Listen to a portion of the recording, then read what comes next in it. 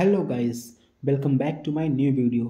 Guys, 12वीं के board exam ख़त्म करने के बाद एक ही सवाल सबके दिमाग में होता है, अब आगे क्या। अगर आप भी सोच रहे हो बीटेक करना है, एमटेक करना है या दोनों, तो रुकिए, मैं आपको एक शॉर्टकट बताने वाला हूँ।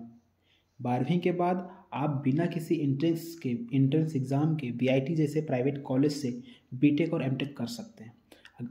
और मैं किसी मैनेजमेंट कोटा की बात नहीं कर रहा। आज हम इस वीडियो में बात करेंगे वीआईटी के इंटीग्रेटेड एमटेक प्रोग्राम की।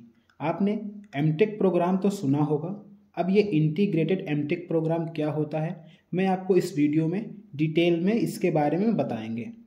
अगर अभी तक आप लोगों ने चैनल को सब्सक्राइब नहीं किया है तो चैनल को सब्सक्राइब करो और वीडियो को लाइक करो।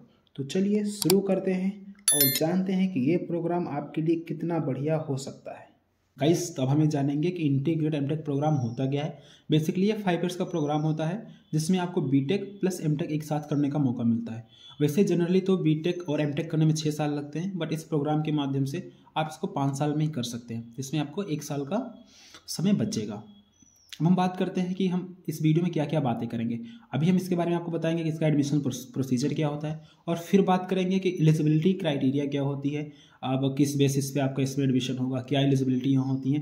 ठीक है, अब हम फिर बात करेंगे इसका फीस स्ट्रक्चर क्या है, कि आपको जो 5 साल का प्रोग्राम है तो इसका जो फीस स्ट्रक्चर है वो कैंपस वाइज भी डिफरेंट है। तो ये सारी बातें अभी इस वीडियो में हम करेंगे। और उसके बाद हम आपको ये बताएंगे कि ये प्रोग्राम कौन कौन से कैंपस में ऑफर होता है, कौन कौन सा प्रोग्राम होता है। ठीक है, तो ये चीज़ हम इस वीडियो में बातें करेंगे। और फिर उसके बाद हम बात करेंगे रिक्वायर्ड डॉक्यूमेंट्स क्या क्या होंगे जब आप एडमिशन के समय वहाँ जाओगे तब। अब सबसे पहले हम बात करते हैं एडमिशन प्रोसीजर क्या होता है। फिर जैसे कि there is no entrance exam, इसमें एडमिशन लेने के लिए कोई भी वीआईटी एंट्रेंस एग्जाम नहीं लेता है। ये बेसिकली आपके 12th मार्क्स के बेसिस पे होता है। जो भी आपका मार्क्स पीसीएम में होगा उसी बेसिस पे आपका इसमें एडमिशन हो जाएगा। Candidates who have studied in regular full time and formal education are only eligible. मतलब अगर आप कभी होता है ना, कैंडिडेट बहुत से लोग होते हैं जो फॉर्म डाल के पढ़ाई करते हैं और कुछ और करते रहते हैं, तो वो एलिजिबल नहीं है। रेगुलर पढ़ाई किए होंगे ना, वही एलिजिबल होते हैं इस प्रोग्राम के लिए। उसके बाद हम बात करेंगे admission will be based on the performance in the qualifying examination +2 PCM.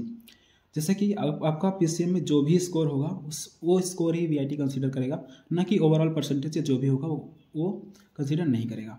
फिर उसके बाद seat will be allotted based on the rank. आपको जो रैंक आपके मार्क्स के बेसिस पे मिलेगी, वीआईटी जो आपको मार्क्स के बेसिस पे रैंक बनाएगा उसी बेसिस पे आपका सीट अलॉटमेंट होगा। और फिर one seat allotment is done it can't be change. एक बार अगर आपको जो सीट मिल गई, ठीक है, वो कुछ चेंज नहीं होगी। अगर आपको एक्सेप्ट करना है तो आपको सारा फी पेमेंट करना होगा। अगर आपको एक्सेप्ट नहीं करना है तो आप बिना फीस पेमेंट किए हुए इसको डिनाई कर सकते हो। Selected applicants will be receive their provisional admission letter to pay their tuition fees through online mode। अगर सीट को एक्सेप्ट करने के लिए आप अपनी जो फीस है वो ऑनलाइन मोड जमा कर सकते हो। तो बेसिकली ये एक ओवरव्यू मैंने दे दिया है कि कैसे इसमें एडमिशन होता है। तो ये रही बात। अब हम बात करते हैं एलिजिबिलिटी क्या क्या होती है। जैसे कि वीआईटी के 4 कैंपस हैं, वेल्लोर, चेन्नई, एपी और भोपाल। तो कैंपस वाइज इसमें अलग अलग एलिजिबिलिटी हैं। हम पहले बात करते हैं वीआईटी वेल्लोर और वीआईटी चेन्नई की क्या क्या एलिजिबिलिटी है। जो इसकी जनरल एलिजिबिलिटी है वो 70% है, जो आपका पीसीएम में टोटल होना चाहिए। अगर आप SC/ST से बिलोंग करते हैं तो ये 60% है। 10% का रिलैक्सेशन है SC/ST कैंडिडेट्स के लिए। अब हम बात करेंगे कि वीआईटी एपी और वीआईटी भोपाल का क्या एलिजिबिलिटी है।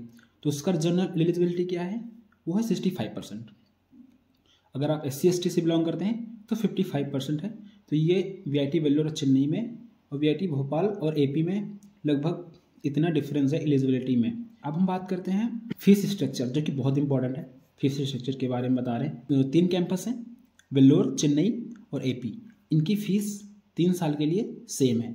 First year, second year, third year के लिए सेम है। और 3 कैटेगरी में, कैटेगरी 1, कैटेगरी 2, कैटेगरी 3 में इसकी फ़ीस है। तो 4th year, 5th year basically आपका एमटेक हो जाता है, इसलिए उसकी जो फीस है वो सेपरेट है। और फर्स्ट ईयर और थर्ड ईयर तक आपकी फ़ीस जो ये दिखा रहा है इतना होगा। तो कैटेगरी 1 में 96,000 थर्ड ईयर तक होगा, और 4th ईयर 5th ईयर मिला के फिर 98,000 और 1,01,200 5th ईयर में हो जाएगा। तो ये, और भोपाल की सबसे अलग है। भोपाल में है 97,000 फर्स्ट से थर्ड ईयर तक, और फिर उसके बाद 4th ईयर 99,000 और 5th ईयर में 1 to 200, ठीक है। तो ये सारी फीस है। अब कैटेगरी 2 की फ़ीस जो है वो 159,000 है 3rd ईयर तक, फिर 4th ईयर में आपको 161,000 और 5th ईयर में 164,200। तो ये सारी फीस है जो आप अभी अपनी स्क्रीन पे देख रहे होगे। तो आप आराम से समझ सकते हो कितना टोटल कॉस्ट लगने वाला है आपके इंटायर 5 ईयर में। जो कॉस्ट डिपॉजिट होगा वो फर्स्ट ईयर में आपका एक ही बार जमा होगा जब आप एडमिशन के समय जाओगे। अब हम बात करते हैं कि कौन से कैंपस में कौन सा प्रोग्राम ऑफर होता है।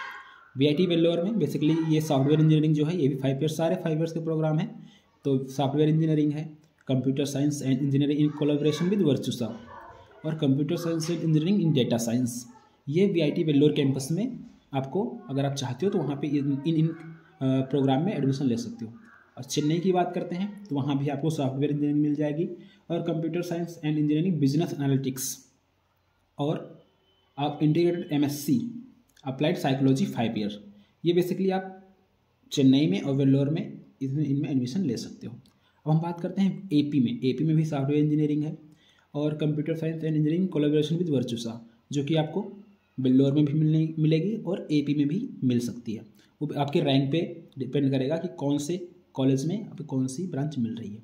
भोपाल में अगर आप AI में करना चाहते हैं तो आपको भोपाल कैंपस चूज़ करना पड़ेगा, अपने प्रेफरेंस आपको भोपाल देना पड़ेगा पहले, तो आपको आसानी से मिल जाएगी। और साइबर सिक्योरिटी है और कंप्यूटेशनल डेटा साइंस है, ये भोपाल की इन्फॉर्मेशन। बात करते हैं लास्ट प्रोग्राम में कौन कौन से डॉक्यूमेंट्स आपको रिक्वायर्ड होगी जब आप वहाँ जाओगे। तो पहले तो आपका जो प्रोविजनल एडमिशन लेटर होगा वो अपने पास रखना होगा।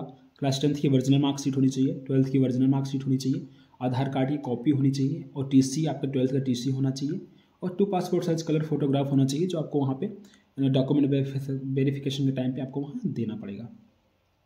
तो ये रही कुछ जनरल चीज़ें मैंने जो आपको बताई हैं। अगर आपको और डिटेल में जानना है तो आप VIT की ऑफिशियल वेबसाइट पे जाके भी पता कर सकते हैं, जो कि है vit.ac.in पे जाके आराम से आप इसके बारे में डिटेल में पढ़ सकते हैं। ये मैंने आपको एक ओवरव्यू दे दिया बेसिकली ये प्रोग्राम होता क्या है। और हाँ, प्लीज़ चैनल को सब्सक्राइब करना मत भूलिएगा, वीडियो को लाइक करो और दोस्तों के साथ शेयर करो।